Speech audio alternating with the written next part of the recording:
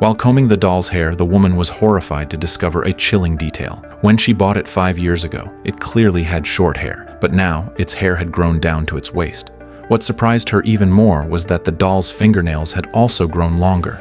The story of this bizarre doll dates back 6 years. The woman's name was Yoshie. She had only stepped out to buy groceries for a moment, yet her daughter, May, vanished into thin air from their home. She hurriedly contacted the friends May usually played with, but none of them knew where she was. Yoshie frantically called her husband, Tadahiko, who was shocked and rushed home from work immediately. Although the police arrived to investigate, there was still no news of her daughter. Yoshie couldn't understand how a living person could just disappear. However, just as Yoshie was preparing to do the laundry, she unexpectedly found her daughter inside the washing machine.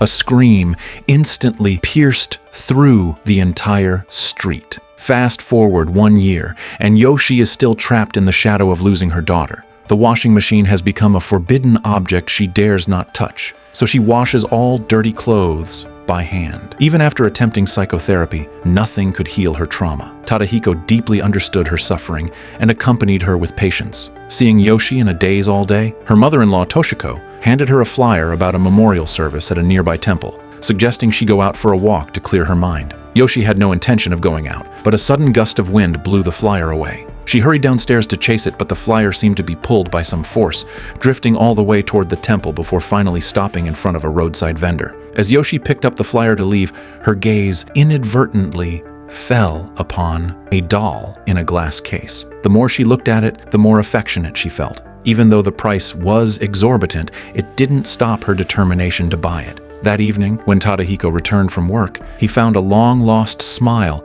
on Yoshie's face, which made him happy as well. But as soon as he sat down, he was startled. Upon closer inspection, he realized the doll bore a striking resemblance to their daughter. Instantly guessing the reason for Yoshie's happiness, Tadahiko gladly accepted the doll's existence. After that, Yoshie became much more cheerful. She would carefully trim the doll's nails, dress it in clothes May left behind, and even cut its hair to match the style her daughter had when she was alive. She treated the doll like her biological daughter, caring for it meticulously every day and giving it all her love without reservation. Soon after, Tadahiko took Yoshie to the hospital for a checkup. The doctor observed that Yoshie's condition had improved, clearly indicating the doll was helpful for her psychological recovery. The doctor advised Tadahiko to be understanding and supportive, recommending they continue this method of companionship. Seeing Yoshie gradually step out of the shadows, Tadahiko finally breathed a sigh of relief. In their spare time, he would accompany Yoshie and the doll shopping for clothes, and even went to the seaside to take photos of their family of 3. The walls of their home were unknowingly filled with new photos, bringing vitality back to the once deadly quiet house. Yoshie finally let go of her complex and bought a brand new washing machine. Seeing the genuine smile on his wife's face, Tadahiko felt incredibly relieved.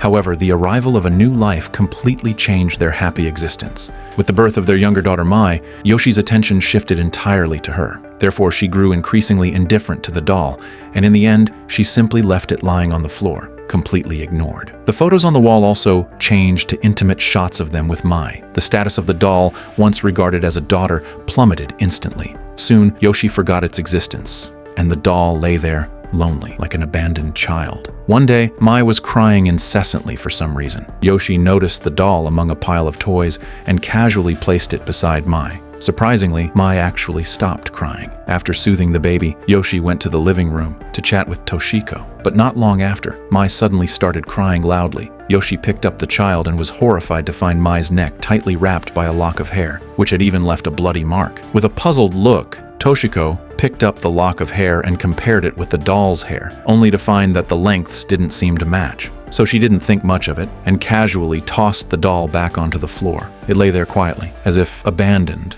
once again. This accident left Yoshie and Tadahiko with lingering fears, so they decided to put the doll back into its original glass case and move it to the deepest corner of the storage room. 5 years passed in the blink of an eye, and Mai was now a kindergarten student. One day after school, she was playing with marbles when one accidentally rolled into the storage room. As she picked it up, she faintly heard the sound of grinding teeth. Subsequently, she brought the doll to Yoshie, expressing that she wanted to play with it. Yoshie was stunned, looking at the long-forgotten doll. Memories from 5 years ago instantly flooded her mind. She snapped out of it at Mai's call and agreed to her request. But ever since the doll was taken out again, there was always hair scattered on the floor, leaving Yoshie very confused. Seeing Mai playing happily with the doll, her doubts dissipated. The next day, after school, Mai invited a classmate to her house. Suddenly, the classmate rushed to her mother crying. 2 clear bite marks were imprinted on her arm. Yoshie instinctively looked at Mai, who shed tears of grievance, repeatedly emphasizing that the doll had bitten the classmate. But how could Yoshie believe such an outrageous lie? She thought Mai was lying to avoid punishment and forced her to apologize to the classmate. Mai, full of grievances, couldn't help but burst into tears. The next morning, Yoshie went to Mai's room and found that Mei's photos had been scribbled over and defaced beyond recognition. Yoshie instantly lost control of her emotions. These photos were incredibly precious to her. Just then, Mai walked in, and Yoshie began to accuse her indiscriminately. Mai repeatedly argued it wasn't her, but Yoshie became even angrier, thinking Mai was full of lies at such a young age. Seeing that her mother didn't believe her at all, Mai felt wronged and sad, turning to leave. Yoshie grabbed Mai, accidentally scratching her arm. Yoshie froze in guilt, while Mai angrily took the doll and left the room. The next day, Yoshie went to the kindergarten early to understand Mai's recent state. The teacher, with a grave expression, took out 2 drawings. Yoshie took a closer look and instantly felt her scalp go numb. The style of the 2 drawings was dark and eerie, completely inconsistent with the innocence a 5-year-old child should have. One picture showed 2 people hanging in midair,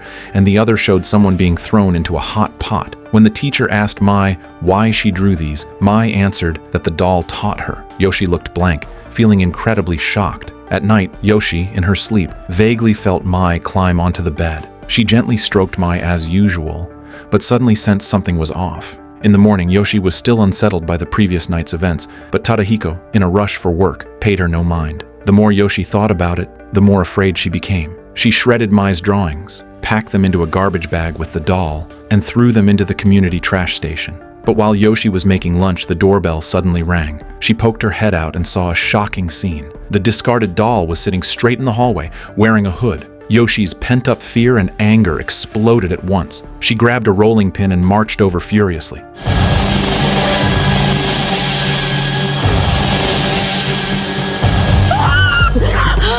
It turned out this was all just a nightmare. Yoshie woke up covered in cold sweat, but before she could recover, urgent knocking came from the door. She opened the door cautiously, only to find the doll she had discarded was back at the doorstep. There was a note on the doll. It turned out the caretaker thought their family had accidentally lost it, so he specifically picked it up for them. Early the next morning, Yoshie waited for the garbage truck. Seeing the staff handling the trash, she hurriedly handed the doll to them, hoping they would take it away directly. Although the worker had clearly put the doll into the truck at the next stop, he found the doll lying on the ground, so he picked it up and put it back in the truck. Not long after, Yoshie, who was out on the balcony, heard the sound of an ambulance, so she curiously went over to see what was happening. She was horrified to discover that the worker from earlier had accidentally been pulled into the garbage truck. At this time, Mai, coming home from school, saw the doll and unhesitatingly picked it up and brought it home. That night, Yoshie repeatedly watched the surveillance of Mai's room and found her constantly chatting with the doll. Combined with the series of recent bizarre events, Yoshie began to believe the doll was alive. The next day, as Yoshie was preparing to do laundry, she found the playful Mai hiding inside the washing machine. She scolded Mai severely after all. Her eldest daughter Mei had died in a washing machine. However, no matter how Yoshie scolded her, Mai gave no response. Yoshie stepped forward cautiously to check.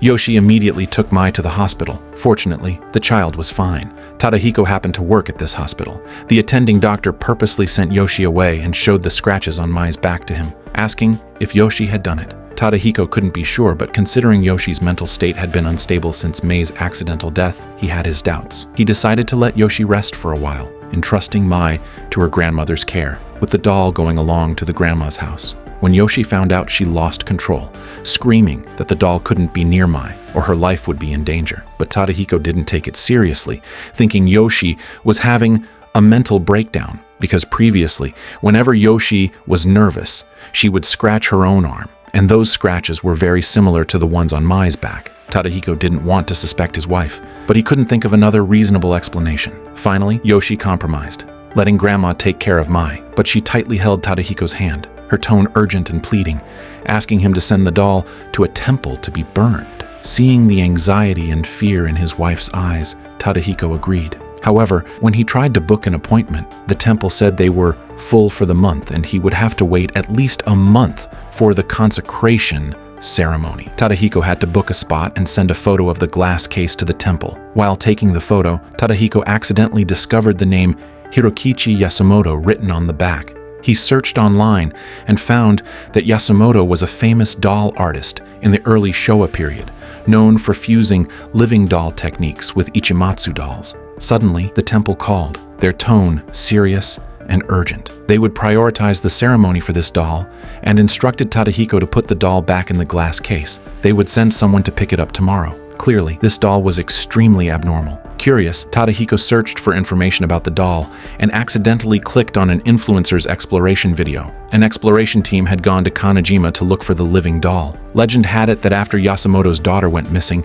his wife treated the doll he made as her daughter. Before dying, she wished to be buried with the doll, but after the burial, the doll crawled out of the grave to wander the island, searching for its little owner. To verify this rumor, they personally went to the island to find out the truth. The team searched for 2 hours but found nothing. Finding the video boring, Tadahiko called his mother, signaling her to separate the doll from Mai. Toshiko threw the doll into the storage room, but not long after, someone kept knocking on the storage room door. Toshiko opened it to find the robot vacuum working, but the doll she had just thrown in was gone. Then she discovered that Mai, who had been sleeping, was also missing. Seeing the open window, Toshiko had a bad feeling and rushed downstairs to search. A passerby mentioned seeing 2 girls on the bridge. Anxious, Toshiko ran all the way and finally saw Mai sitting on the guardrail. Toshiko held her breath and approached carefully, but just as she was a step away, Mai suddenly jumped. Meanwhile, Tadahiko arrived at his mother's house to find it empty. Just then, he saw Mai, her mouth full of blood, dragging the doll step by step to the door.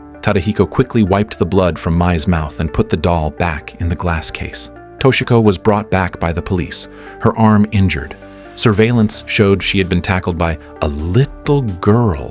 Tadahiko recalled Mai's appearance and began to suspect her, but to protect his daughter, he said nothing. At first light the next day, the temple staff arrived on time to collect the doll. It was scheduled that the burning ceremony would be held at 10 a.m. After wrapping the doll in a layer of cloth, the staff placed it on the altar.